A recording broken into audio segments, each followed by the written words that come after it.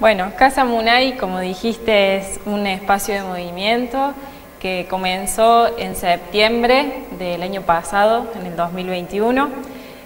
Bueno, y como lo dice el nombre, es un espacio con diferentes propuestas alternativas, holísticas, integrales, que bueno, a través del movimiento, con sus diversas formas, buscamos integrar, reconocer, conectarnos, sanar los diferentes cuerpos, el cuerpo físico, el cuerpo mental, el cuerpo emocional, espiritual, energético.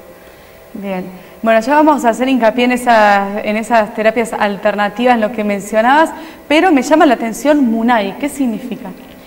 Munay es una palabra quechua que significa el poder del amor y bueno, para mí fue una palabra que me marcó mucho y siento que tiene mucho sentido con lo que se propone en el espacio. Así Bien. que... me dijiste que empezó en septiembre del año pasado, pero ¿hace cuánto se viene gestando también esta idea? Porque hay todo un proceso antes de poder llevarlo a ese espacio, ¿no? Ese espacio físico que tiene su lugar también propio. Sí, así es. Siempre me gusta compararlo con la analogía de una semilla, como uno siembra la intención con todo el amor, con toda la energía, pero también tiene su tiempo, su proceso de crecimiento, y también depende de factores externos para en algún momento brotar, florecer. Y fue, bueno, descubrir que quería crear esto en el 2019, a principios, tomar muchas decisiones para volverme a Hernando porque yo estaba trabajando y viviendo en Villa María, así que fue un cambio bastante radical. Y bueno, después empezar todo el proceso de la construcción del espacio, qué quería proponer, cómo quería que se llame, toda esa gestación previa a la apertura. Todo ese proceso. Bueno, decías que se hacen distintas terapias. Contanos ya ahí entrando en detalles cuáles son las terapias o actividades que propone Casa Munay. Sí, más que terapias, me gusta llamarlo encuentros o propuestas. Ahora lo que más está resonando y que comenzamos en septiembre del año pasado fueron con clases de yoga. Hay 4 grupos, hay aproximadamente entre 60 y 70 personas que están practicando yoga, así que muy feliz.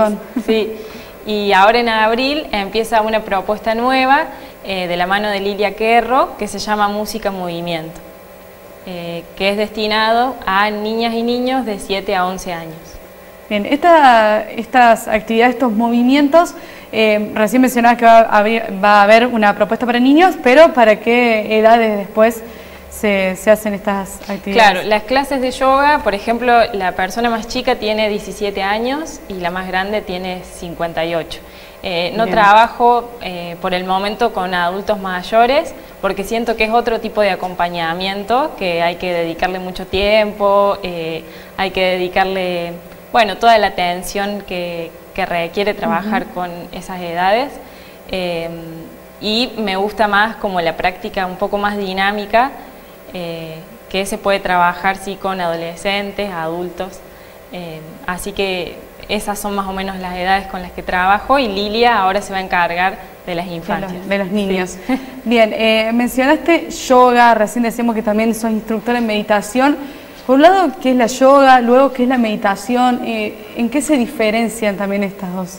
Bueno, yoga es una práctica milenaria que inició en la India. Yo comencé con esta práctica a los 16 años y después cuando me fui a estudiar a Villa María hice la formación. Siento que la práctica de yoga es integral totalmente porque nos ayuda no solo a reconocer el cuerpo físico a través de posturas que se llaman asanas. El lenguaje con el que se trabaja la práctica es el sánscrito, por ahí es un poco complicado entenderlo. Yo siempre lo traigo a la clase, pero de a poquito doy las instrucciones, cómo se trabaja cada postura, cada paso, y voy nombrando esos términos en sánscrito porque es como la esencia, ¿no? Y la clase de yoga tiene diferentes partes, diferentes prácticas. La meditación, que la meditación es llevar a voluntad la atención a una cosa, dejar que la mente deje de esas fluctuaciones, esos movimientos, se aquieten y podamos enfocarnos ya sea en un objeto externo como una vela, por ejemplo, o la respiración.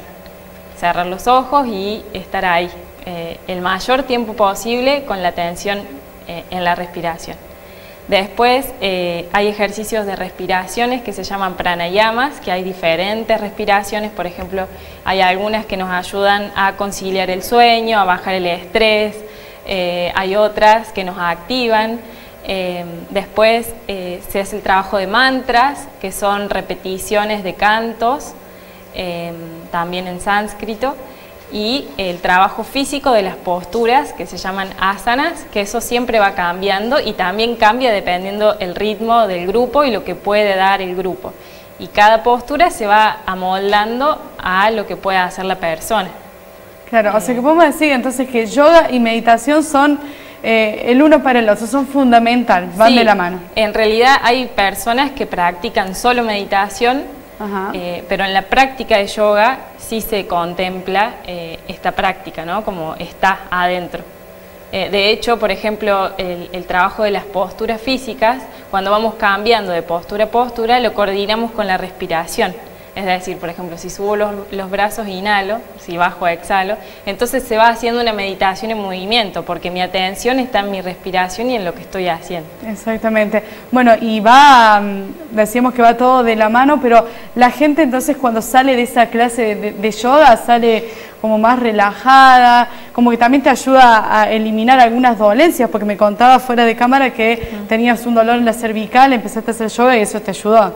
Sí, así es. La mayoría de las personas llega a la práctica por recomendación del doctor, del fisioterapeuta, de la psicóloga, y después te empiezas a dar cuenta que hay otra magia atrás en la práctica que ofrece más que solo aliviarte un dolor, una tensión. Y bueno, y eso se va descubriendo con el tiempo. Y esto que decís vos, cómo salís después de la práctica, siempre hago este ejercicio de al principio de la clase observar cómo llegamos, cómo está nuestra mente, cómo está nuestro cuerpo físico, cómo está nuestra energía, y después comparar al último de la clase, después de hacer toda la práctica, cómo nos sentimos. Y es radical el cambio. Y también depende, lo que nos enseña mucho la práctica es sobre la aceptación, aceptar todo tal cual es. Como es perfecto. Hay días que estamos afectados, no sé, por algún miedo que estamos atravesando, por alguna situación que se dio en el día, que nos generó un enojo, por ejemplo, y en la práctica a veces pasa que, por ejemplo, el pecho no se puede abrir, estamos contraídos y eso lo vamos registrando. Es eso, una práctica de autoconocimiento más que nada. Es hacer foco entonces en lo que cada uno necesita dentro de esa clase. Sí, la práctica es tu maestra. Yo estoy ahí como guía, pero la práctica en realidad es la maestra. ¿Y esto se logra en una hora o de cuánto es la duración de una clase de yoga común? Sí, yo siempre recomiendo que se practique mínimo 2 veces a la semana y que lleven la práctica fuera del mat, que es la colchoneta, que también lo apliquen a la vida. Cuando estoy frente a una situación de estrés, bueno, que me acuerde de mi respiración. Controlar esa respiración. Sí. Y la clase dura 1 hora, 1 hora y cuarto, depende la meditación, lo que vayamos trabajando. Bien. Bueno, también decía que sos terapeuta menstrual, algo que también me llamó la atención, que desconozco, por eso también te quiero preguntar en qué consiste y si lo aplicás también ahí en Casa Munay. Bueno, la terapia menstrual apareció en mi vida más para una herramienta de sanación propia y de autoconocimiento, también para generar espacios para las mujeres. Lo hice ya hace 3 años con Zulma Moreira, que fue la precursora de esta terapia en Argentina, pero no me dedico a eso, por el momento está en pausa. Y bueno, y es una terapia que acompaña los movimientos cíclicos de la mujer o de las personas que tienen útero. Así que bueno, ahora el 19 de marzo vino Luan Tenucci, que es una compañera, ella es terapeuta y se dedica profundamente a esto, y hicimos el rito del útero y la sanación del linaje femenino, que hubo 20 mujeres, fue un espacio hermoso y ahora va a volver en mayo, lo vamos a hacer de nuevo.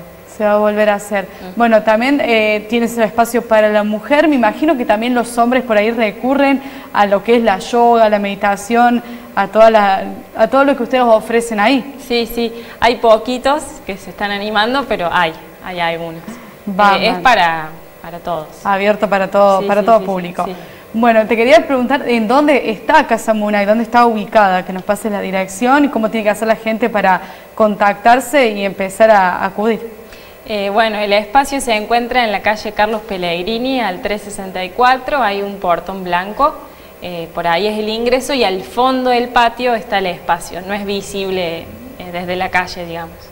Y pueden encontrarme en el Instagram que es casamunay_, ahí se pueden contactar conmigo y ver las propuestas, que siempre hay talleres, siempre vienen personas a dictar charlas, o bueno, ahora en abril hay varias propuestas nuevas. El 14 viene Anto de Villa María, es dula, puericultora, es una persona que acompaña la maternidad en el proceso previo, en la gestación y en el puerperio, en el posparto.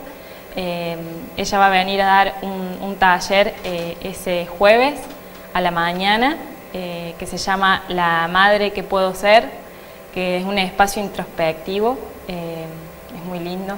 Y ahí para la mamá y para el papá también. Sí, para quienes ocupen el rol de maternar. Bien. Después, el 23 de abril vamos a hacer una caminata a la Cumbrecita con un grupo de trekking de Villa María que hace 10 años que se dedican a eso. Y en conjunto voy a dar una práctica de meditación y yoga en la naturaleza. Así que vamos a hacer un viajecito ese sábado. Suena muy bien ese sí, viajecito que estás contando. ¿Hay inscripciones, costos para todas estas actividades? Todavía no está publicado, pero ya en estos días estén ahí atentos que voy a estar compartiendo. Y también quería contar que el martes 5, comienza Lilia Querro, que se suma al equipo a dar este taller. Son 8 encuentros, que se llama Música Movimiento, que se basa en el sistema Shomu, que tiene 5 pilares fundamentales: las neurociencias, la educación emocional, la respiración, la música y bueno, y el movimiento. Así que, como les decía, es para niños y niñas de 7 a 11 años.